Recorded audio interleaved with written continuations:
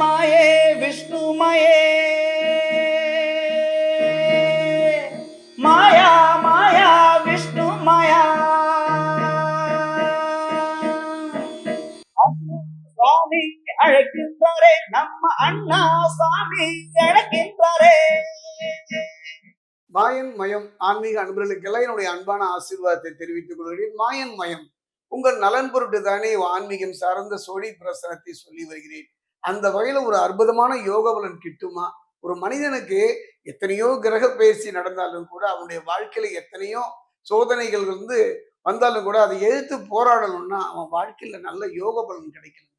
ஒரு யோகம் இருந்தால் மட்டும்தான் சொல்றோம் இல்லையா, அவனுக்கு நல்ல மனைவி வந்த நேரம் ஒரு யோகம், நல்ல பிள்ளைகள் பிறந்த ஒரு யோகம், நல்ல தொழில் அமைந்த ஒரு யோகம். அந்த யோகம் என்பதற்கு ஒரு அற்புதமான ஒரு யோகம் தான் கஜகேசரி யோகம். இந்த கஜகேசரி யோகம் ரிஷபராசிக்கு எந்த விதமான ஒரு தாக்கத்தை இந்த 2026 இந்த குரு பயிற்சியிலே தரும்? நமக்கெல்லாம் தரும்.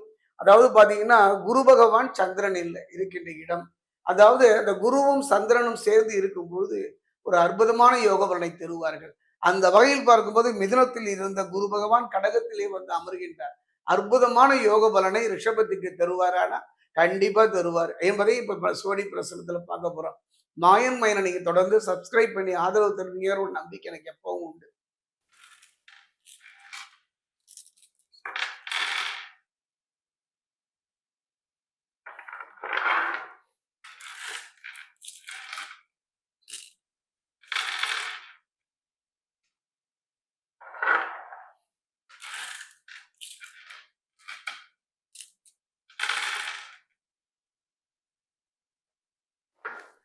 மாயன் மயம் அன்பர்களே, ஒரு அருமையான சந்தர்ப்பங்க, யோகங்க.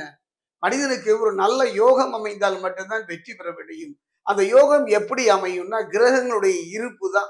பாத்தீங்கன்னா ஒரு நல்ல யோகத்தை தரக்கூடியவன் என்னுடைய அனுபவத்துல பாத்தீங்கன்னா குரு ஒருவர் தாங்க. அந்த குரு எங்கிருக்கிறார், யாரோடு இருக்கிறார், அவ்வாறு இருந்து விட்டாலே போது யோக பலம் அள்ளி தரக்கூடியவர். அந்த வகையில 2026 பாத்தீங்கன்னா குரு பகவான் மிதுனத்தில் இருந்து கடகம் பெயர்கின்றார். கடகம் யாருடைய இடம் என்று பார்த்தீங்கன்னா மனோகரகன் சந்திரனுடைய இடத்துக்கு குரு வருகின்றார். கிட்டத்தட்ட ஒரு வருட காலம் அவர் அங்கே இருந்து அற்புதமான யோக பலனை தரப்போகின்றார். அந்த வகையில் பார்க்கும் பொழுது ஒரு அற்புதமான யோகமும் நமக்கு கிடைக்கின்றது. அந்த யோகம் தான் கஜகிரி யோகம். கஜம் என்றால் யானை, கேசரி என்றால் சிங்கம். அதாவது பலம் இருந்தால் மட்டும் போதுமா, அந்த கம்பீரம் வேணும் வாழ்க்கையில. ஒரு மனிதன் இழப்பது மண்ணாயினும் பெண்ணாயினும் பொண்ணாயினும் இழந்ததை திரும்ப பெறக்கூடிய ஒரு பலமும் அந்த தீவிரம், தைரியம், தன்னம்பிக்கை அத்தனையும் ஒரு மனிதனுடைய வாழ்வுடைய கிடைக்குமா அப்படின்னா எல்லோருக்கும் எல்லா நேரத்திலும் கிடைத்து விடாது. ஒரு மனிதனுக்கு பலம், தெய்வ பலம் இருந்தால் தெய்வ பலம் இருக்காது, தெய்வ பலம் இருந்தால் மனோபலம் இருக்காது. மூன்றும் இருந்து விட்டால் அவன் முயற்சிக்க மாட்டான். ஆனா என்னுடைய அனுபவத்துல ரிஷபராசிக்காரர்களை கவலையே பட வேண்டாம். எந்த கிரகம் எவ்வாறு பயிற்சியானாலும், எந்த கிரகம் எத்தகைய பலனை தந்தாலும் கூட இந்த ஒரு யோகங்க, அதுதான் கஜகேசரி யோகம். இந்த அற்புதமான யோகம் பாத்தீங்கன்னா ரிஷபத்துக்கு கிடைக்குமா என்பதை இப்ப நான் பார்க்க போறோம். அந்த வகையில பார்க்கும்போது கலத்திரகாரகன் ராசிநாதன் யாருன்னு பாத்தீங்கன்னா அசுரகுருவாகிய சுக்கிரன் தான். அவர் 3ஆம் இடத்துல குருவோடு இணைந்து இருக்கின்ற அற்புதமான காலகட்டம். கண்டிப்பாக கஜகேசரி யோகத்துடன் முழுமையான பலன் பெறுவீர்கள். தொழில, வாழ்க்கையில, குடும்பத்துல நல்ல ஒரு முன்னேற்றத்தை பெறக்கூடிய அற்புதமான யோக பலனை தருகின்ற ஒரு நிலைதான் இந்த கஜகேசரி யோகம். இந்த யோகம் ரிஷபராசிக்கு கிடைக்கும் என்பதைத்தான் சோழி பிரசன்னம் சொல்கின்றது. அதே நேரம் பார்த்தீங்கன்னா சனியால் ஆதாயங்கள் அதிகரிக்கும். அதோடு சனி பகவானுடைய ஆதாயங்களையும் தரக்கூடிய அற்புதமான ஒரு புதிய முயற்சிகள்ல வெற்றி. அதே நேரத்துல ராசியில பார்த்தீங்கன்னா ஆத்மகாரகன் சூரியன், 12ல செவ்வாய், உறவுகளில கொஞ்சம் கவனமாக இருந்து விட்டாலே போடுவோம். இது நல்ல யோக பலனை தரக்கூடிய அருமையான இதெல்லாம் வாழ்க்கையில கொஞ்சம் கொஞ்சமா உணர்வீர்கள். அதாவது எல்லாம் இழந்து விட்டோம், இனி நம் வாழ்க்கை என்ன, நிறைய இழப்புகள் தொழில வாழ்க்கையில சந்திவிட்டு என்று கலங்கியவருக்கெல்லாம் கவலையே படாதீர்கள்.